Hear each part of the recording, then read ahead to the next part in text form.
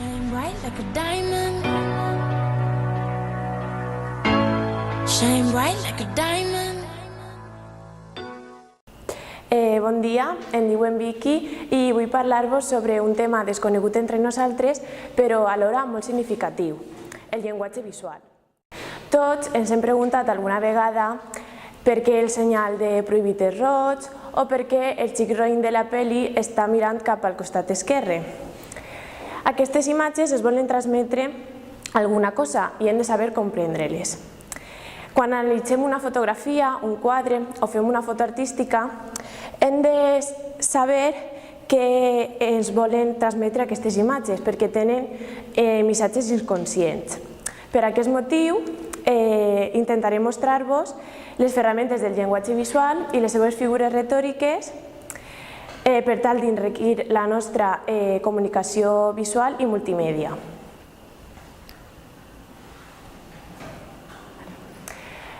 Abordaré els punts de la imatge no és la realitat, diferents graus de semblança, ferramentes de llenguatge visual i les figures retòriques en la imatge.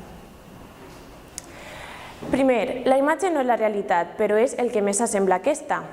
És l'espai físic on es mesclen els interessos de diverses persones, així com el context de visualització de dit espai. M'explicaré.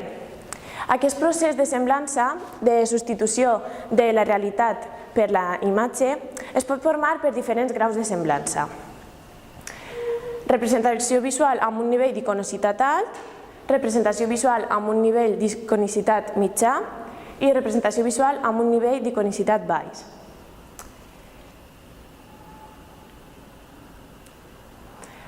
Alt és quan fem una fotografia a un paisatge, la imatge s'assembla de lo més a la real.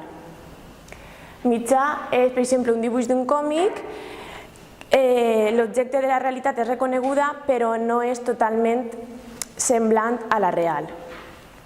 I baix és quan la representació no guarda semblança amb l'objecte real, per exemple, una pintura abstracta.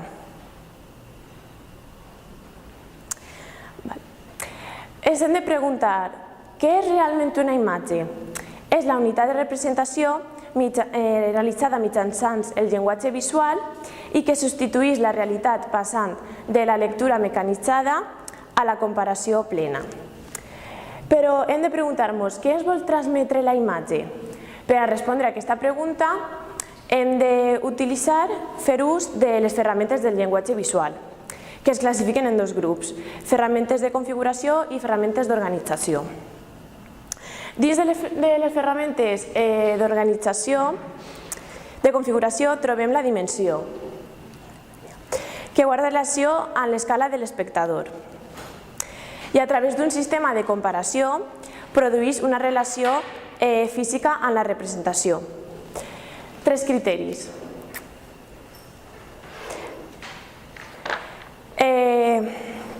L'impacte psicològic, que és quan es guarden diferents sensacions, per exemple, a l'hora de veure una pel·lícula a la pantalla gran, al cinema, o en veure-la a casa amb un televisor mitjà.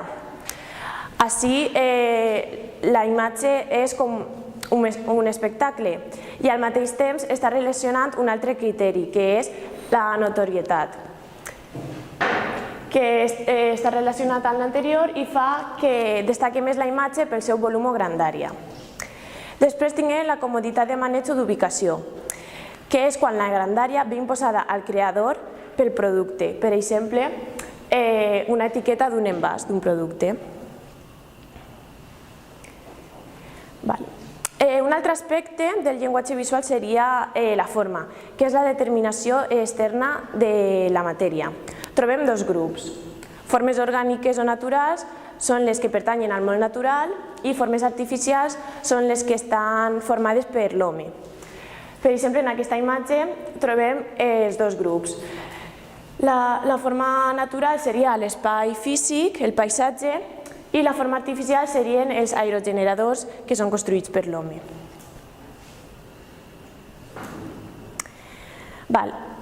El color és un altre element molt important perquè és una ferramenta que està carregada d'informació. Però hem de saber diferenciar dos tipus de colors. Els colors pigment, que serien el cian, el groc i el magenta, són els que els poden tocar físicament, per exemple, la tinta d'un llibre de lectura, i els colors llums, que són el blau, el verd i el roig, i que són els que no es poden tocar físicament, tenen caràcter intangible i, per exemple, apareixerien en les imatges dels telenotícies.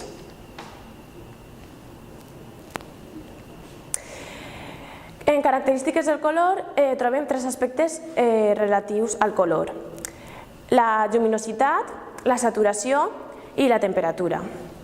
La lluminositat és la quantitat de llum que posseeix un color com a característica pròpia.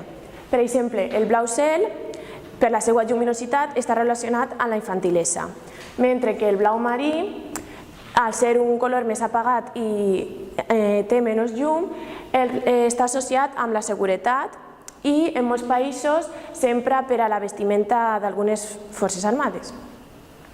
Després de la saturació i desaturació, que va en relació amb els nivells de puresa del color en relació amb l'escala del gris, com més saturat és un color, més puresa s'aconsegueix.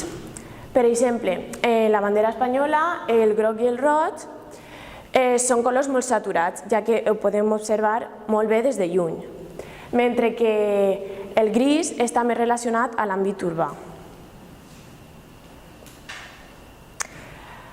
La temperatura fa referència a les sensacions corporals. Els efectes de la temperatura del color fa que bé els colors pesen i s'apropen, com els colors càlids, o s'alleugereixen, com els colors frescos. Ara anem a centrar-nos en els criteris de la selecció del color. Els colors poden transmetre significats molt concrets. Jo vaig a dir els 5 criteris per a classificar els diferents significats. Contingut simbòlic, el color pot transmetre diferents emocions o sentiments. Per exemple, el roig, amor, el verd, natura, el blanc, puresa. Després del calendari visual, els colors dels productes visuals aniran en relació amb els colors que s'estilen en aquesta temporada. Per exemple, a la primavera, faldes amb flors.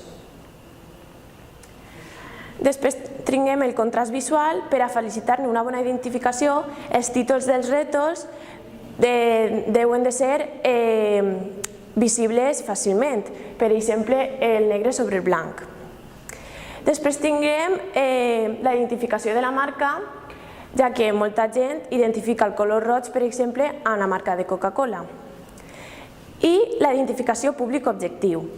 Depenent del tipus de públic al que vaig a dirigir el producte, emplearem uns colors o altres. Altre aspecte, la textura. És la matèria de la qual està constituït un producte visual. Dos tipus de textura, la textura de suport i la dels materials que s'apliquen a aquest suport. Entenem per suport la superfície a través de la qual podem arribar a veure la imatge. 3 tipus de textures. La textura real, la informació que rebem amb la vista coincideix amb la que rebem amb el tacte, per exemple, amb una estàtua de bronze. Després tinguem la textura simulada, no coincideix el que vegem amb el que toquem. Per exemple, quan vegem aquesta imatge, es dona la sensació que podem tocar els cigrons, però realment és una imatge i no podem tocar-ho. I després la textura fictícia, que fa creure que un producte és d'una qualitat mentre que en realitat és d'una altra. Podríem imaginar una rèplica del David de Miquel Àngel feta de plàstic? Notaríem la diferència? L'últim pas en l'ordenació de les ferramentes del llenguatge visual és la composició. Aquesta ordenació constitueix un sistema jeràrquic que pretén transmetre un significat de repòs o dinamisme. El repòs o tranquil·litat s'aconsegueix amb la simetria, amb productes complets, rectes, i el dinamisme o la intranquil·litat són objectes asimètrics, incomplets, descentrats o inclinats.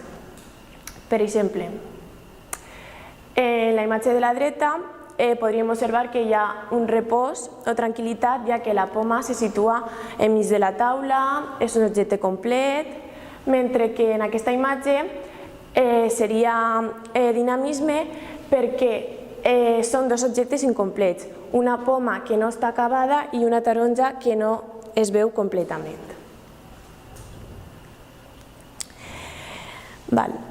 De la mateixa forma que en el llenguatge oral i escrit, en el llenguatge visual també trobem les seues figures retòriques, de les quals jo anomenaré 4. La metàfora és quan se substitueix algun element de la imatge per un altre que manté una relació de semblança.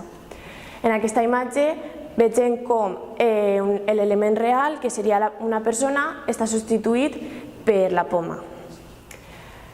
L'oposició és quan és una comparació de dos elements que s'oponen explícitament, com seria el gel i el foc. Després tenim el calambur, que és un engany visual. En la representació ens pareix veure alguna cosa que realment no està representada. Per exemple, tots observem una cara d'una xica. Realment no està en la imatge aquesta cara, sinó que les branques de l'arbre fan que nosaltres podem veure aquesta imatge. I després, per últim, la prosopopeia o personificació és quan li donem vida. A objectes immaterials o animals se'ls dona valors humans o animats. Per exemple, en un plàtan se li han donat les cames, la boca, els ulls i braços d'una persona. Per acabar, hem revisat en pocs minuts els elements que componen les representacions visuals, com heu vist, la dimensió, la textura, el color, les figures retòriques, ens aporten significats amagats en les imatges. Espero que us hagi agradat i que hagueu après en la meva conferència sobre el que ens volen transmetre les imatges. Moltes gràcies.